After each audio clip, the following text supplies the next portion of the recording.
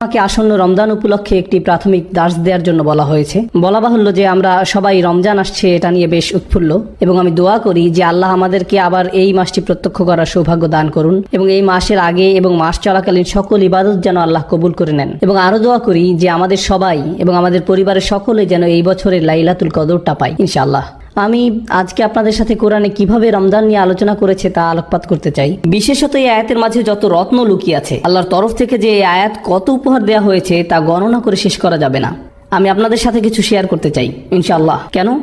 কারণ আমি আপনাদের সবাইকে উৎসাহিত করতে চাই যেন এই রমজান হয় কোরআনের মাস, দুয়ার মাস, আর আপনারা যেন দুইটিকে একসাথে করতে পারেন ইনশাআল্লাহ। আমরা আলোচনা করব কিভাবে আমরা এই দুইটি একসাথে করব। যতবার আপনার সামনে হালাল উপার্জনের পথ আসে অথবা আরো অর্থ উপার্জনের উপায় আসে, সেটা হয়তো ঠিক হালাল নয়, তখন আপনি নিজেকে মনে করিয়ে দেন ওয়ালি তুকাব্বিরুল্লাহ, আল্লাহ এই অর্থ থেকে অনেক বড়, তাই আমি এটা করব না। প্রতিবার আপনি যখন ঘুমে থাকেন আর ফজরের আজান দেয়, শয়তান আপনাকে চেপে শুয়ে রাখতে চায়, শয়তান আপনাকে বলবে আরো 5 মিনিট, তখন আপনি নিজেকে বোঝান 5 মিনিট, আমি এখন প্রথম রাকাত ধরতে পারবো না, কোনো ব্যাপারই না, যখন ইচ্ছা তখনই ঘুম থেকে উঠে যাওয়া আমার জন্য কোনো ব্যাপারই না।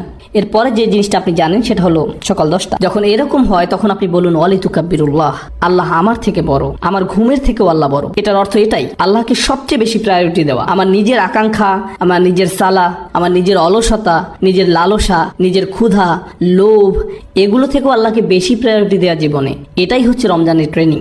ওয়ালি তুকাব্বিরুল্লাহ আলা মা হাদাকুম ওয়া লাআল্লাকুম তাশকুরুন। আর আয়াতটি শেষ হলো এইভাবে যেন আমরা কৃতজ্ঞ হতে পারি। প্রশ্ন হলো কিসের জন্য কৃতজ্ঞ? আয়াত শুরু হয়েছে রমজান মাস, আর এই মাসেই কোরআন নাজিল হয়েছে, অর্থাৎ প্রথমে যে নিয়ামতের জন্য আমরা আল্লাহর কাছে কৃতজ্ঞ থাকবো সেটা কি? কোরআন। যেন আপনি কোরআনকে সত্যিকারের কদর করতে পারেন। এই দেখে ধরুন আমি আপনার বাসায় গেলাম আর আপনাকে একটা উপহার দিলাম, এই দেখো আমি এটা তোমার জন্য কিনেছি। আমি হয়তো আপনার জন্য ছোট একটা ক্রিস্টালের জিনিস কিনেছি। পাকিস্তানিরা আবার ক্রিস্টালের জিনিস খুব পছন্দ করে। আপনি বললেন বাহ, এটা তো খুব সুন্দর, ধন্যবাদ, তারপর দূরে ছুঁড়ে ফেলে দিলেন। এটা কি অপমানজনক নয়? আমি আপনাকে একটা উপহার দিলাম আর আপনি কি করলেন? আমার সামনেই ধন্যবাদ দিয়ে সেটা ছুঁড়ে ফেলে দিলেন।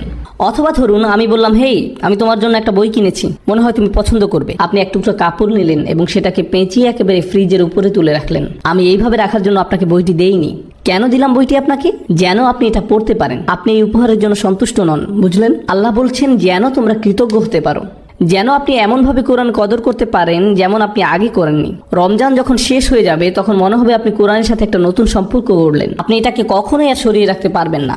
সব সময় মনে হবে এর থেকে আরো কিছু জানতে হবে। আল্লাহ আমাদেরকে তার সাথে যোগাযোগের একটা সরাসরি লিঙ্ক দিয়েছেন। অন্য কোনো ধর্মে সেটা নেই, অন্য কোনো ধর্মে নেই। সালাতে আমরা যেটা অনুভব করি সেটা হচ্ছে আল্লাহর সাথে সরাসরি যোগাযোগ। আক্ষরিক অর্থেও সালাতের অর্থ হচ্ছে যোগাযোগ, আক্ষরিক ভাবেও এটা যোগাযোগই বোঝায়। আর আল্লাহর যে কালাম আমরা সালাতে পড়ি তা দিয়ে হয় আমাদের সেই যোগাযোগ। এটা হচ্ছে আসমান থেকে জমিনে আল্লাহর প্রসারিত একটি দড়ি। আপনি সব সময় চাইবেন আরো বেশি পড়তে। কোরআনের সাথে আপনার যোগাযোগ যত বেশি হবে, আল্লাহর সাথে আপনার যোগাযোগ তত ভালো হবে। কোরআনের সাথে আপনার যোগাযোগ যত কম হবে, আল্লাহর থেকে আপনি তত দূরে সরবেন। এটা একটা প্রতিষ্ঠিত সত্য। আমাদের পুরো জীবনের একটা লক্ষ্য থাকতে হবে যে আমরা যেন এই বইয়ের আরো কাছে যেতে পারি। আর কেউ কখনোই বলতে পারে না যে তার কোরআনের কাছাকাছি, কেউ না। এটা এমন একটি সমুদ্র যা শেষ হবার নয়। আমি বলতে পারবো না আলহামদুলিল্লাহ এই লেকচার আপনাদের জন্য, আমার জন্য নয়। আসলে আগে আমার নিজের জন্যই, তারপরে আপনাদের জন্য বলছি আমি। কারণ আপনি যত গভীরে যাবেন যে আমি তো কিছুই জানি না, আমার আরো দরকার, আরো। এখন আসছে দোয়ার আয়াতটি, সুবহানাল্লাহ। এর প্রত্যেকটি শব্দ প্রথমে শুরু করি ইদা দিয়ে। ওয়া ইদা সাআলাকা ইবাদি আন্নি, অর্থাৎ ইদা দিয়ে শুরু হয়েছে। ইদা অনুবাদ করা হয় যখন। আরবি এবং ইংলিশ দুইটাতেই একটা পার্থক্য আছে, যখন এবং যদির মাঝে। আমি চাই যে আপনারা যখন এবং যদির পার্থক্যটা বুঝুন। যদি এর আরবি হচ্ছে ইন। আল্লাহ বলেননি যে যদি আমার বান্দা আপনাকে জিজ্ঞেস করে আমার ব্যাপারে, বরং বলেছেন যখন জিজ্ঞেস করে। ধরুন একজন মায়ের কথা, যার ছেলে আর্মিতে গেছে এবং সে যুদ্ধও গেছে, অনেকদিন মায়ের সাথে কোনো যোগাযোগ নেই, কোনো কল বা ইমেইল, কিছুই না। মায়ের তো অবশ্যই ছেলের কথা মনে পড়বেই। মা কি বলবে? যখন আমার ছেলে আসবে তখন আমি খুশি হব? নাকি বলবে যদি আমার ছেলে আসে আমি খুশি হব? সে বলবে যখন আমার ছেলে আসবে তখন আমি খুশি হব। বলেন যখন। আপনি তখন যদি বলেন না, বলবে না যে যদি ছেলে আসে তাহলে আমি খুশি হব। কারণ সে যদি বলে যে যদি আমার ছেলে আসে তাহলে আমি খুশি হব, এর অর্থ সে এটা মেনেই নিয়েছে যে তার ছেলে মরে যাবে। কিন্তু যদি বলে যখন, তার মানে সে আশা করছে যে সে ফেরত আসবে। যখন আপনি কাউকে হারিয়ে ফেলেন আর আপনি চান যে তারা ফিরে আসুক, আপনার অন্তর এটা মেনেই নিতে পারবে না যে সে আসবে না। আপনি তখন যদি বলেন না, বলেন যখন। আল্লাহ বলছেন যখন আমার দাস তোমাকে জিজ্ঞেস করবে। উনি বলেননি যদি আমার দাস তোমাকে জিজ্ঞেস করে। কেন? কারণ আল্লাহ আশা করছেন যে আমরা এই ব্যাপারে জিজ্ঞেস করব। উনি অপেক্ষা করছেন আমাদের ডাকের জন্য। এটা অনেকটা এমন যে আল্লাহ অপেক্ষা করছেন কখন আমরা চাইবো। সুবহানাল্লাহ। যখন, এই একটি শব্দের মাঝে আছে বিশ্বাস, আশা, ভালোবাসা, সবকিছু। আল্লাহ যদি এমন ভাবে বলতেন যে আল্লাহ মানুষকে পরোয়াই করেন না, তারা চাক বা না চাক তাতে তার কি। এবার আসি সাআলা শব্দটি নিয়ে। এটা অতীতকাল, ইদা ইয়াসআলুও বলা যেতে পারে, যেটা দিয়ে বর্তমান কাল বোঝায়। ইদা অতীতকাল এবং বর্তমান কাল এই দুই ক্রিয়ার সাথেই ব্যবহার হয়। যখন বর্তমান কালের সাথে ব্যবহার হয় তার মানে বারবার বোঝায়। মানে যদি বোঝানো হতো আমার দাস যখন আমার সম্পর্কে বারবার জিজ্ঞেস করে তখন হতো ইদা ইয়াসআলুকা। আয়াতে বলা হয়েছে ইদা সাআলাকা, এটা অতীতকালের ক্রিয়া। শুধু কোনো কিছু একবার হয়েছে সেটাই বোঝায়। এর মানে আল্লাহ বোঝাচ্ছেন আমি আমার দাসের জন্য অপেক্ষা করছি, সে যদি একবারও আমার কাছে চায়। আমি অনেকবারের জন্য না, তার একবার ডাকের জন্যই অপেক্ষা করছি। এরপর বলছেন সাআলাকা, তারা আপনাকে, রাসূল সাল্লাল্লাহু আলাইহি সাল্লামকে জিজ্ঞেস করবে। কোনো সাহাবী বলতেন যে আমি আল্লাহ সম্পর্কে আরও জানতে চাই। তো কাকেই জিজ্ঞাসা করবেন? কাকেই জিজ্ঞাসা করবেন? রাসূল সাল্লাল্লাহু আলাইহি সাল্লামকে। এরপর আল্লাহ বলছেন সাআলাকা ইবাদি, বলেননি যে সাআলাকা হাউলা, সাআলাকাল্লাযীনা আমানু, যারা বিশ্বাস করে তারা জিজ্ঞেস করলে, সাআলাকাল মুমিনুন, মুমিন বান্দারা জিজ্ঞেস করলে, সাআলাকাল মুসলিমুন আসহাবু। তিনি বলছেন ওয়া ইযা সাআলাকা ইবাদি, আমার দাসেরা, আমার দাসেরা। উনি বলেননি যে ইবাদুনা বা ইবাদাল্লাহ, বলেছেন ইবাদি। শেষের এই ই দিয়ে বোঝায় আমার দাস। আল্লাহ কোরআনে সে, আমরা, আমি এগুলো ব্যবহার করেছেন বিভিন্ন সময়। আমি, কখনো উনি আমি ব্যবহার করেন, কখন উনি আমি ব্যবহার করেন যখন হয় উনি বেশি ভালোবাসা দেখান অথবা বেশি রাগ প্রকাশ করেন। শুধু এই দুই প্রেক্ষাপটে। আপনি যদি কোরআনের একটি আয়াত পড়েন যাতে আমি ব্যবহার করেছে, সেক্ষেত্রে দেখবেন হয় আল্লাহ অসম্ভব ভালোবাসা দেখিয়েছেন অথবা প্রচণ্ড রাগ দেখিয়েছেন। সাধারণ কোনো ক্ষেত্রে সেরকম হয়নি। এটা হচ্ছে এমন আয়াত যাতে অসম্ভব ভালোবাসা দেখিয়েছেন। তাই উনি বলছেন ইবাদি, ইবাদুনা বলেননি, আমার দাস বলেছেন। আমরা অনেক সময় আমাদের কাছের কেউ দূরে থাকলেও বলি আমার ভাই, আমার বোন, আমার বাবা, আমার মা। এর মানে এই না যে আপনি ওদের মালিক। এ দিয়ে তাদের প্রতি আপনার ভালোবাসাটার প্রকাশ পায়। যখন আপনি কারোর জন্য ব্যবহার করেন, এক্ষেত্রে তারা হচ্ছে আল্লাহর দাস। এমন হতে পারে এরা হয়তো আল্লাহর ইবাদতই করেনি। এখন তারা কার কাছে জিজ্ঞেস করেছিল?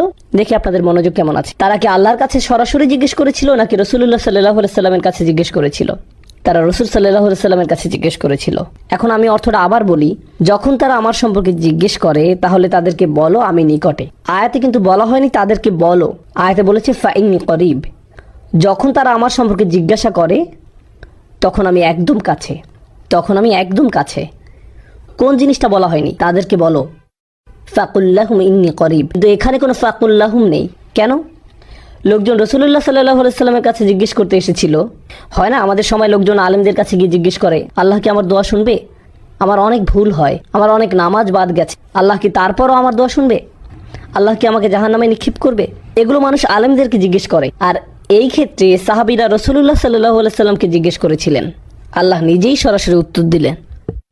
উনি রাসূলুল্লাহ সাল্লাল্লাহু আলাইহি সাল্লামকে দিয়ে নয়, বরং উনি আপনার সাথে, আমার সাথে সরাসরি কথা বলা শুরু করলেন। আমি এত কাছে যে আমি তোমার সাথে কথা বলছি। আমি এমনকি রাসূল সাল্লাল্লাহু আলাইহি সাল্লামকেও বলছি না যে তোমার সাথে কথা বলতে, আমি সরাসরি তোমার সাথে কথা বলবো। এখানেই কোরআনের সৌন্দর্য। লোকজন রাসূলুল্লাহ সাল্লাল্লাহু আলাইহি সাল্লামের কাছে জিজ্ঞাসা করতে আসলো, আর আল্লাহ বলেননি যে আপনি ওদেরকে গিয়ে বলুন, বরং উনি ঠিক করলেন যে উনি নিজেই বলবেন আমি খুব কাছে। তুমি আমাকে বিশ্বাস করো না কেন? আমি বললাম তুমি বিশ্বাস করো না? বললাম ইন্নি শব্দটার কারণে। ইন্নি মানে বাংলায় অবশ্যই, কোনো কিছু নিঃসন্দেহে বোঝাতে ইন্নি শব্দ ব্যবহার হয়। তাই কেউ যদি কোনো ব্যাপারে সন্দেহ পোষণ করে তখন ইন্না ব্যবহার করা হয়।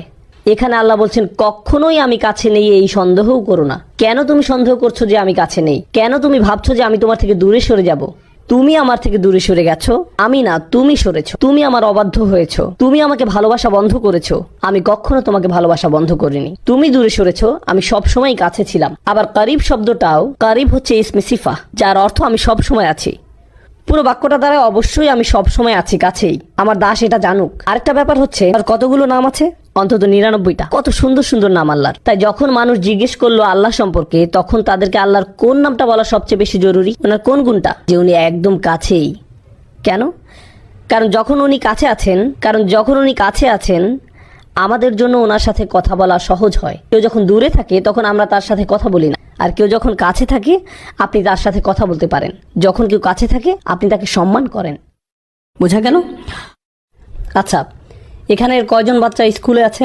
আচ্ছা যাই হোক, যদি আপনি স্কুলে থাকেন আর টিচার ক্লাসরুমের বাইরে দিয়ে হেঁটে যায়, তখন কি আপনার আচরণে কোনো পরিবর্তন আসে? নাকি আসে না? মিথ্যা বলবেন না, আপনি এখন মসজিদে আছেন, বাইরে গিয়ে মিথ্যা বলুন। না না, আমি জাস্ট মজা করলাম। যখন টিচার আপনার কাছে থাকে আপনার ব্যবহার একরকম। ধরুন আপনি একটা পরীক্ষা দিচ্ছেন, টিচার হেঁটে বেড়াচ্ছে, আপনি কি আপনার পরীক্ষার খাতা একটু ঢেকে ফেলেন না? এমনকি ছায়া দেখলেও কেঁপে ওঠেন। বিশেষত উনি যদি আপনার টেবিলে হাত রাখে আর আপনার খাতার দিকে তাকিয়ে একটু মালাকুল মাউত। আমি আমার স্টুডেন্টদের সাথে এরকম করি, কারণ আমি তাদেরকে মানসিকভাবে টর্চার করতে পছন্দ করি। এটাই টিচিংয়ের সবচেয়ে বড় মজা। আপনি তাদেরকে নিয়ে খেলতে পারেন। আল্লাহ বলছেন, যদি আমার দাস আমার সম্পর্কে জানতে চায় তাহলে বলুন আমি একদমই কাছে আছি। কেউ যখন কাছে থাকে, আপনি যখন আশেপাশে পুলিশ অফিসার দেখেন, আপনি অন্যরকম আচরণ করেন। আপনি যখন দেখেন আপনার বস পাশে আছে, যখন জানেন টিচার কাছে আছে, আপনি ভিন্ন আচরণ করেন। যখন আপনি দেখেন আপনার মা পাশে আছে, বন্ধুদের সাথে ভিন্নভাবে কথা বলেন। যখন সে অন্য রুমে যায়, তখন হয়তো আপনি আপনার বন্ধুর মুখে ঘুষি মেরে দেন। এই ধরনের কিছু করেন। যখন আপনি অনুধাবন করবেন যে আল্লাহ নিকটে, তখন আপনি সব সময়ের জন্য একদম ভিন্ন মানুষ হয়ে যাবেন, কারণ উনি সব সময় কাছে। এখন উনি যদি সবচেয়ে কাছেই হন, এরপর উনি কি বলছেন? উজিবু। উজিবু আরবিতে আজাবা মানে উত্তর দেওয়া। এছাড়াও আরেকটা শব্দ আছে ইস্তেজাবা। কোরআনের অন্য এক জায়গায় আল্লাহ বলছেন ফাস্তাজাবা লাহুম রব্বুহুম। তিনি আজাবা লাহুম বলেননি, তিনি বলেছেন ফাস্তাজাবা লাহুম। তাদের প্রভু তাদের ডাকে সাড়া দেন। দেখা যাচ্ছে দুইটা শব্দ আছে আরবিতে, আজাবা আর ইস্তেজাবা। আজাবা আর ইস্তেজাবা। আজাবা দিয়ে বোঝায় যেটা সাথে সাথে হবে। যখন আপনি কোনো দেরি করা ছাড়াই কাউকে জবাব দেন, সেটাকে বলা হয় ইজাবা। আর যখন আপনি সময় নিয়ে জবাব দেন, সেটাকে বলা হয় ইস্তেজাবা। আল্লাহ বলছেন উজিবু, এর মানে উনি কিভাবে দোয়ার উত্তর দেন? সাথে সাথে, কারণ উনি সব সময় কাছে। কেউ কেউ দোয়া করে আর বলে কখন আল্লাহ জবাব দিবেন, কখন আল্লাহ সাহায্য আসবে, আমি অসুস্থ, কখন আল্লাহ আমাকে সুস্থ করবেন, আমি চাকরি পাচ্ছি না, কখন আল্লাহ চাকরি দিবেন, আমার বিয়ে হচ্ছে না, কখন আল্লাহ আমার বিয়ে দিবেন, আমার মা একের পর এক বিয়ের প্রস্তাব নাকচ করছেন, কখন আল্লাহ তার অন্তরটা পরিবর্তন করবেন, এর নাক লম্বা, তার চোখ বেশি ছড়ানো, এ জানে না কিভাবে ঠিকমতো চা বানাতে হয়, এসব করে আমার বিয়ে হচ্ছে না, আমার মা সব নষ্ট করে দিচ্ছে। ইয়া আল্লাহ, কেন আমার মা এরকম? আর আল্লাহ কি বলছেন? তিনি কখন সেটার জবাব দিবেন? সাথে সাথে। ও আরেকটা কথা, এগুলো সব রমজানের আয়াত, তাই না? তাই আপনি যদি সত্যি সত্যি চান আল্লাহ সাথে সাথে আপনার দোয়ার জবাব দিবেন রমজানে, আর আপনি যদি চান যে আল্লাহ আপনার কাছে আসবেন, তাহলে আগে নিজে আল্লাহর কাছাকাছি হন। বেশি বেশি কোরআন পড়ুন আর তারপর দোয়া করুন। কোরআন পড়ুন আর দোয়া করুন। রমজানে আপনার এরকমটাই করা উচিত। যখন আপনি বেশি বেশি দোয়া করা শুরু করবেন, তখন রমজান মাসটা উপভোগ করা শুরু করবেন। রমজানের আনন্দটাই হচ্ছে দোয়ার মাঝে। অর্থাৎ উনি বলছেন উজিবু, আমি জবাব। তারপর উনি বলছেন দাওয়াতা দায়। কি শক্তিশালী শব্দ চয়ন! পূর্বে বলেছিলাম কোরআন মজিদে আমি কখন ব্যবহার করা হয়, মনে আছে? অনেক বেশি ভালোবাসা এবং অনেক বেশি রাগ প্রকাশ করার সময়। এখানে কোনটা? অনেক বেশি ভালোবাসা। এখন কার দেওয়ার জবাব দেওয়া হয়? আপনি ভাবতে পারেন যে অনেক বেশি দোয়া করে তার। আমি বছরে একবার দুইবার দোয়া করি। যখন আপনার পরীক্ষা থাকে তখন দোয়া করেন, ইয়া আল্লাহ আমার পরীক্ষা, আমিন। এখন কার দোয়ার জবাব দেওয়া হয়? অথবা গাড়ি চালানোর সময় লাল বাতি অতিক্রম করে গেলেন আর বিশাল জরিমানা দিতে যাচ্ছেন, তখন দোয়া করেন এই বলে, ইয়া আল্লাহ ক্যামেরা এবং লাইসেন্স প্লেটের মাঝে কভার সৃষ্টি করে দাও, আমি যেন অথরিটি থেকে কোনো মেসেজ না পাই, ইয়া আল্লাহ। তখন আপনার আল্লাহকে স্মরণ হয়। কেউ যদি অনেকবার দোয়া করে তাহলে দোয়া শব্দটি ব্যবহার হয়, কিন্তু কেউ যদি শুধু একবার দোয়া করে, সেটা প্রকাশ করতে ব্যবহার করা হয় দাওয়াতুন। দাওয়াত শব্দটি শেষে তা মারবুতা নির্দেশ করে যে এটা একমাত্র একবার ঘটে। যেমন দরাবায়ের অর্থ হলো প্রহার করা, কিন্তু দরাবাত মানে একবার প্রহার করা। আকালা মানে খাবার, কিন্তু আকালা অর্থ একবারের খাবার। তা মারবুতা এটাকে একবারের জন্য বানিয়ে দেয়। আল্লাহ বলছেন দাওয়াত দায়, প্রার্থনাকারীর একবারের প্রার্থনাতেও আমি সাড়া। লোকটি মাত্র একবারই দোয়া করলো। আল্লাহ বললেন না যে সারা বছর কোথায় ছিলে, তুমি জীবনে কখনো সালাত করনি, মাত্র একবার দোয়া করলে। ফাইন করিব, ভুলে যাও যে তোমার ডাকে সাড়া দিব। আপনি যদি কোনো অফিসের কর্মচারী হন আর বছরে মাত্র একবার অফিসের নিজের চেহারা দেখালেন, আপনার চাকরি থাকবে না। বলবে কে আপনি? আমি এখানে চাকরি করি। কখন? আমি গত বছর চাকরি পেয়েছি। বস কি বলবে? হ্যাঁ শিওর, হ্যাঁ এক্ষুনি আপনি শুরু করতে পারেন, আপনার জন্য একটা প্রমোশনের ব্যবস্থা করে দিই। না, এটা হবে না। দাওয়াত শব্দের মাধ্যমে আল্লাহ বলছেন যে জীবনে একবার দোয়া করা ব্যক্তির জন্যও তিনি সাড়া দিবেন। নিজেকে এটা বলে বোঝাবেন না যে আমার তো দাড়ি নেই, নিজেকে এটা বলে বোঝাবেন না যে আমার তো দাড়ি নেই, আল্লাহ আমার ডাকে সাড়া দিবেন না। কেবল গোফ রয়েছে, আল্লাহ আমার দোয়া কবুল করবেন না। রমজানে মুভি দেখতে পারবো না, তাই আগে থেকে 3টা মুভি দেখে ফেলেছি, এখন আমি দোয়া করব। আল্লাহ তারপরও সাড়া দিবেন আপনার ডাকে। এটা শুনে আবার কেউ মুভি দেখতে যাবেন না। কখনো মনে করবেন না যে আল্লাহ আপনার দোয়ায় সাড়া দিবেন না। এবার আপনি বলতে পারেন, আচ্ছা লোকটি একটি দোয়াই করেছে, কিন্তু হতে পারে যে সে একজন খুব ভালো মানুষ, হতে পারে যে সে একজন সালেহ, একজন মুমিন হতে পারে, তার অনেক তাকওয়া আছে কিংবা তার ইলম বেশি। এও হতে পারে যে সে তওবা করেছে। উজিবুদ দাওয়াতাদ দাঈ, আমি তার আহ্বানে সাড়া দেই যে তওবা করে। আল্লাহ তা বলেননি। তিনি বলেছেন আমি সেই মানুষটিকে সাড়া দেই, দাওয়া তার একটি দোয়াতেই সাড়া দেই। আর দা, যে ডেকেছে। এই মানুষটির উদাহরণ কিরূপ? সে কি করেছে? সে ডেকেছে। অন্য কথায় আল্লাহ কি তার কাছ থেকে অন্য কোনো গুণ আশা করেছেন? তিনি কি বলেছেন দাওয়াতুল মুসাল্লি, দাওয়াতুল মুত্তাকি, দাওয়াতুল মুমিন? না, তিনি বলেননি যে আপনার তাকওয়া থাকতে হবে, আপনার ঈমান থাকতে হবে, বলেননি আপনার ইলম থাকতে হবে। এই দোয়ায় বলেননি। কেন? কারণ আল্লাহ এখানে সেই সব মানুষের সাথে কথা বলছেন যারা আল্লাহ থেকে বহু দূরে চলে গেছে, এবং তিনি প্রথমেই তাদের বলছেন যে দেখো আমি কাছেই আছি। এরপর তিনি তাদের বলেন দেখো আমি জানি এই একটি দোয়া ছাড়া তোমাদের কাছে এই মুহূর্তে আর কিছুই নেই। ঠিক আছে, দাও আমাকে এই একটি দোয়াই দাও। যদিও তুমি একজন দায়ী, শুধুই একজন আহ্বানকারী, তোমার জন্য আমার কাছে আর কোনো বিবরণ নেই। আমি তোমাকে এখনো পর্যন্ত একজন সালেহ ডাকতে পারি না, মুসলিম ডাকতে পারি না, মুমিন ডাকতে পারি না, আমি তোমাকে কিছুই ডাকতে পারি না। আমি শুধু তোমাকে রেখেছি একজন দায়ী হিসাবে, একজন আহ্বানকারী।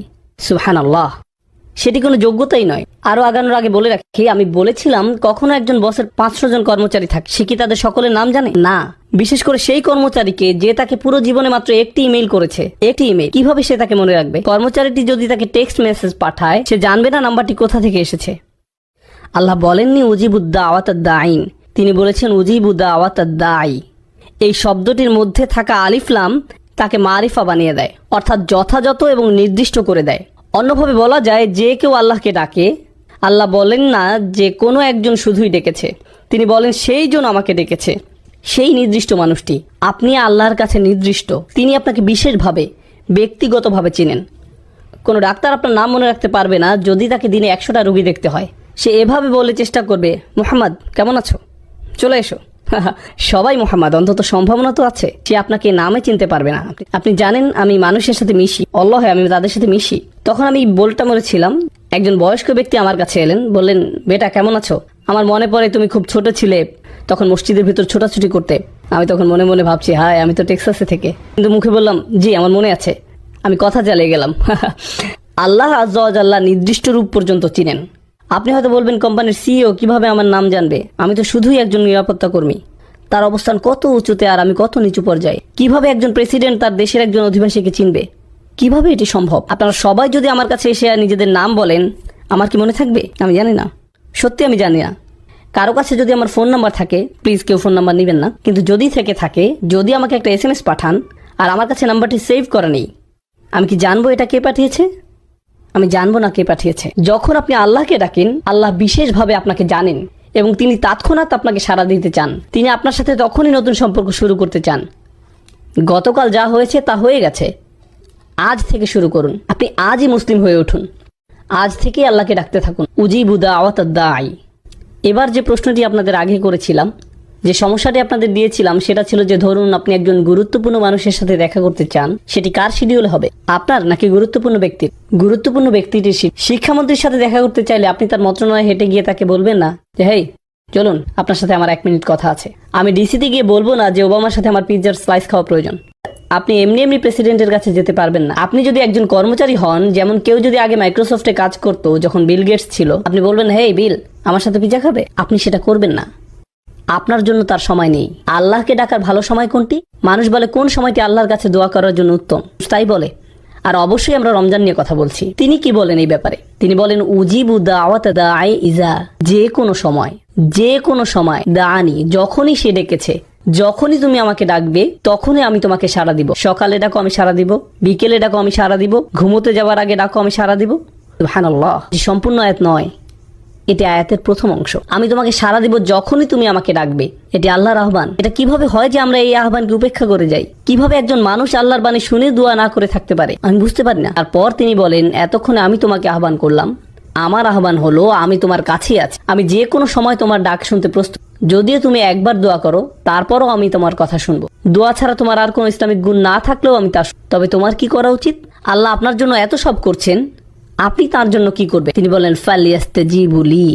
আগে 2টা শব্দের কথা বলেছিলাম, আজাবা আর ইস্তেজাবা মানে হলো উত্তর দেওয়ার চেষ্টা করা। কেউ আমাকে বললো, ভাই আপনার সাথে লাঞ্চ করতে চাই, আমি বলবো আমি সময় বের করতে চেষ্টা করব। আমি জানি না আমি এটা পারবো কিনা। চেষ্টা করার মানে আপনি সফল হতেও পারেন, আবার ব্যর্থও হতে পারেন।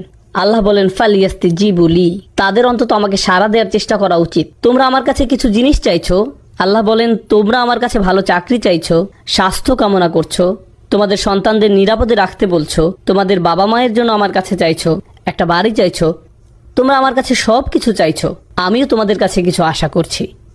আমার চাওয়া বিষয়গুলোর ব্যাপারে তোমরা কি করবে? ফালিয়াস্তাজিবু লি, তাদের উচিত আমার ডাকে সাড়া দেয়া, তাদের উচিত আমাকে সাড়া দেয়া। এখন ব্যাপারটি হলো ফাতিহায়, সূরাতুল ফাতিহা, আমরা আল্লাহর কাছে কি চাই কেউ জানেন? আমরা চাই পথ প্রদর্শন, কিন্তু আল্লাহ আমাদের কাছে কি চান? ইবাদাহ। ইয়াকা নাবুদু ইয়াকা নাস্তাইন। নাস্তাইন মানে আমরা সাহায্য চাই, কিন্তু আল্লাহর কাছে কিছু চাইবার আগে আমরা তার জন্য কি করব। আমরা তার জন্য কি করব? ইয়াকা নাবুদু, তিনি আমাদের জন্য কি করবেন? ইস্তিআনা, তিনি আমাদের সাহায্য করবেন। তাহলে আপনি আল্লাহর জন্য কি করবেন সেটা প্রথমে আসা উচিত, আর দ্বিতীয়ত আসবে আপনি নিজের জন্য যা চান। কিন্তু রমজানের এই আয়াতগুলোতে তিনি বলেন আমি তোমাকে সাড়া দিব যখনই তুমি আমাকে ডাকবে। এরপরে তিনি বলেন তোমার উচিত আমাকে সাড়া দেয়া। তিনি বলেননি আমাকে সাড়া দিলে পরে আমি তোমাকে সাড়া দিব। সুবহানাল্লাহ। এমনকি তিনি নিজেকে দ্বিতীয় পজিশনে রেখেছেন, এবং এই আয়াতে প্রথমে রেখেছেন আপনাকে আর আমাকে, তিনি নিজেকে রেখেছেন দ্বিতীয় পজিশনে। ফালিয়াস্তাজিবু লি, তাদের উচিত আমার প্রতি সাড়া দেয়া, খাঁটে ঈমান আনা, আমাকে প্রকৃত রূপে বিশ্বাস করা তাদের উচিত। লাআল্লাহুম ইয়ারশুদুন, যাতে তারা সরল পথে পরিচালিত হতে পারে, তারা যেন নিজেদের বদলে নিতে পারে। সুবহানাল্লাহ। রমজানের এই কিছু আয়াত আপনাকে পরিবর্তন করে দিতে পারে, রমজান সম্পর্কে আপনার দৃষ্টিভঙ্গি সম্পূর্ণ বদলে দিতে পারে। আমরা যদি এই কয়েকটি আয়াতই শুধু অনুধাবন করি, এদের প্রতিফলন ঘটাই, তবে কোরআনের সাথে, দোয়ার সাথে, আল্লাহর সাথে আপনার যে সম্পর্ক তৈরি হবে তা রমজানের পরবর্তীকালীন সময়ের জন্যও সম্পন্ন হয়ে যাবে। এই সকল জিনিস আপনার অন্তরে গেঁথে দিতে হবে। আলোচনার শেষে আমি আপনাদেরকে কিছু বাস্তব পরামর্শ দিতে চাই।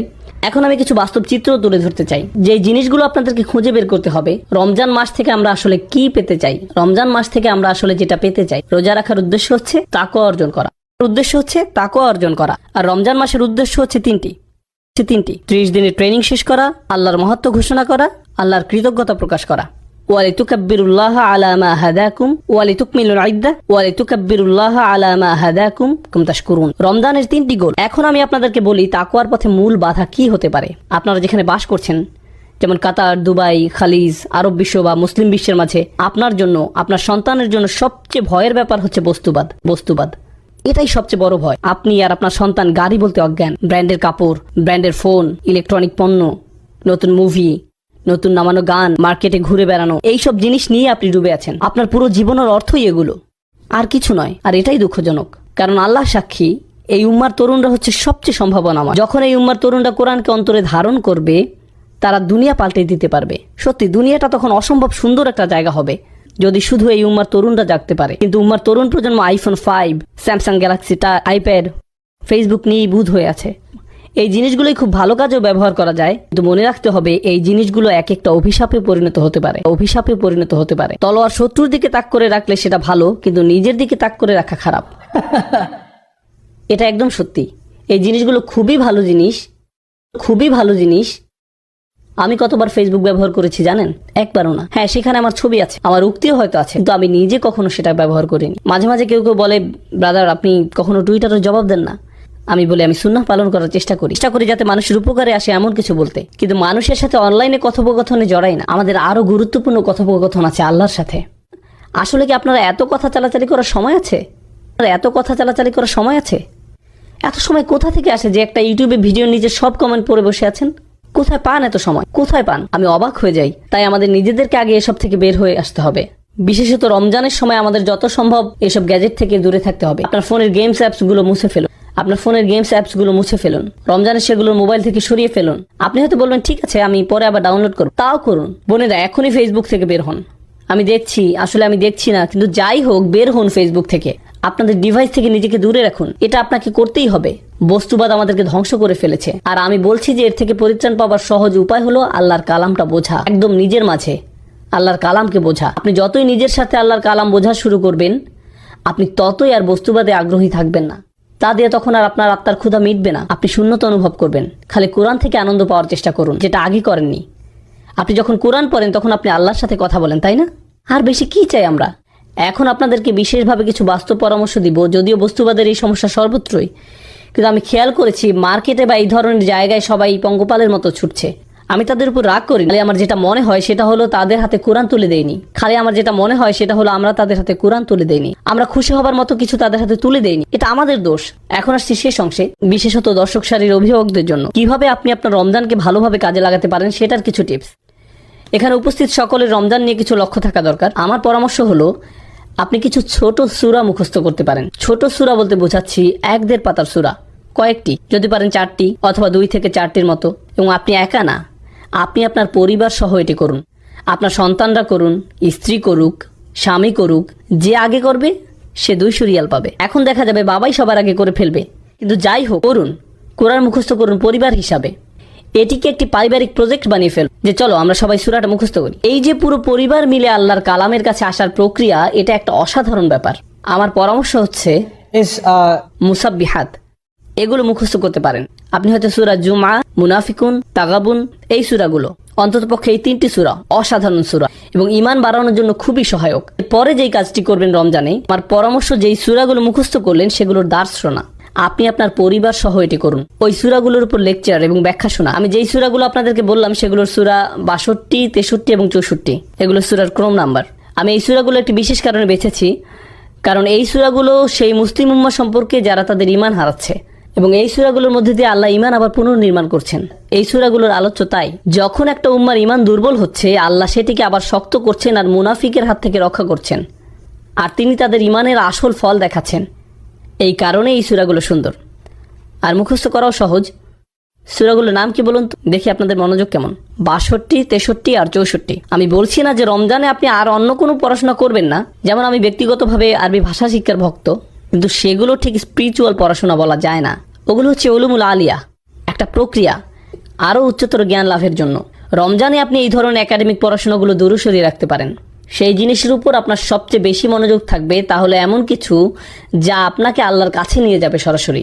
সাথে সাথে তাফসির স্টাডি করুন। তাই আপনি যদি আরবি ভাষার ছাত্র হয়ে থাকেন, রমজানে আপনি আরবি না পড়ে কোরআন পড়ুন।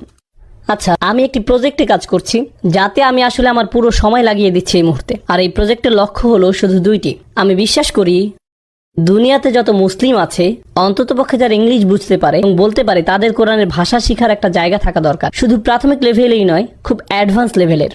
এটা আমার লক্ষ্য এবং বিশ্বাস। এটা আমার বিশ্বাস যে প্রতিটা মুসলিমের কাছে তা পৌঁছাবে। আর দ্বিতীয়ত হচ্ছে, প্রত্যেক মুসলিমের কোরআনের ব্যাখ্যা শোনার একটা সুযোগ থাকা দরকার। আমি কি বললাম? শোনা, পড়া নয়। আমি কি বললাম? শোনা। কেন শোনাটা গুরুত্বপূর্ণ? কারণ আপনি যখন কিছু শোনেন সেটা মনে থাকে বেশি, আর যখন আপনি কিছু পড়েন কি হয়? আপনি ভুলে যান। 10 বছর আগেও আমি যেই লেকচারটা শুনেছিলাম সেটা আমার এখনো মনে আছে, কিন্তু 10 বছর আগে পড়া কোনো আর্টিকেল আমার মনে নেই। এমনকি আজকে সকালে যে আর্টিকেলটি পড়েছি সেটাও আমার মনে নেই, কিন্তু লেকচার আমার মনে আছে। কোরআন যখন লেকচার আকারে দেয়া হয় তখন কি হয়? আপনার মনে থাকে। আজকে বাড়িতে যাবার পর যখন আপনি রোজার আয়াতগুলো পড়বেন, তখন আমি যা বলেছি তার অনেক কিছুই আপনার মনে পড়বে, কারণ আপনি শুনেছেন। আমি যদি আমার লেকচার একটা প্রিন্ট আউট দিয়ে পড়তে বলি, তাহলে কি হবে? আপনার মনে থাকবে না। যদি আমরা চাই যে উম্মাহ কোরআনের কাছাকাছি আসুক, তাহলে আমাদেরকে কোরআনের ব্যাখ্যাটা তাদেরকে অডিও ভিডিও আকারে মানুষের কাছে পৌঁছাতে হবে, যেন মানুষ শুনতে পারে এবং মনে রাখে। এটা একটা মিশন, এবং এটা অবশ্যই মিশন হবার দাবি রাখে। আলহামদুলিল্লাহ, এই মিশনের প্রথম ধাপটা শেষ হয়ে গেছে। কোরআনের একদম প্রাথমিক তাফসিরের প্রজেক্টটা শুরু করেছিলাম, বলা যায়, যেখানে কোরআনের অনুবাদের সাথে সহজ ভাষায় তার ব্যাখ্যা করা হবে, যাতে পুরো পরিবার একসাথে বসে আল্লাহর কালাম শুনতে পারে এবং কিছু শিখতে পারে। এটার নাম হচ্ছে কভার টু কভার প্রজেক্ট। এটা শেষ হয়েছে আলহামদুলিল্লাহ, এবং অনলাইনে পোস্ট করা হয়েছে। আমি আপনাদেরকে বলেছি সূরা নাম্বার 62, 63 আর 64 মুখস্থ করতে। এরপর আমি যেটা চাই সেটা হচ্ছে আপনারা ওয়েবসাইটে যান এবং এই 3টি সূরার দুরূদ শুনুন। এই সূরাগুলো লেকচারগুলো আছে ওয়েবসাইটে, 2, 3, 4 বার শুনুন। 2, 3, 4 বার শুনুন, যতক্ষণ না এই সূরার বার্তাগুলো আপনার মাথার ভিতরে গেঁথে যাচ্ছে। এরপর যখন আপনি নামাজে দাঁড়াবেন আর ওই সূরাগুলো পড়বেন, আপনি বলা যায় প্রকৃত অর্থে আল্লাহর সাথে যোগাযোগ স্থাপন করবেন। কারণ আপনি আয়াত মুখস্থই শুধু করেননি, আপনি জানেন এর অর্থ কি, নিজের পক্ষে কি অর্থ বোঝাচ্ছে তার কিছুটা হলেও আপনার এবং আপনার পরিবারের মাঝে থাকবে। তাই যখন আপনি বাসায় আছেন, কোনো কারণে হয়তো মসজিদে আসতে পারেননি, আর বাসায় আপনি সালাতে ইমামতি করছেন, আর আপনি তখন ওই সূরাটি তেলাওয়াত করছেন, আপনার পুরো পরিবার বুঝতে পারবে, আপনার পুরো পরিবার খুশুর সহিত নামাজ পড়বে। ওই ওয়েবসাইটের লিঙ্কটা হচ্ছে bayyinah.tv। বানান না পড়লে আমি বলে দিচ্ছি, আপনারা ফোন বের করে লিখে রাখুন। আমি জানি আপনাদের সেলফোন আছে, মজা করবেন না। এটা শেষ হওয়ার পর আমি বিয়ে নিয়ে কথা বলবো, না আমি বলবো না, ওই ওই লোকটা মাত্র জেগে উঠলো। বিয়ে, সুবহানাল্লাহ।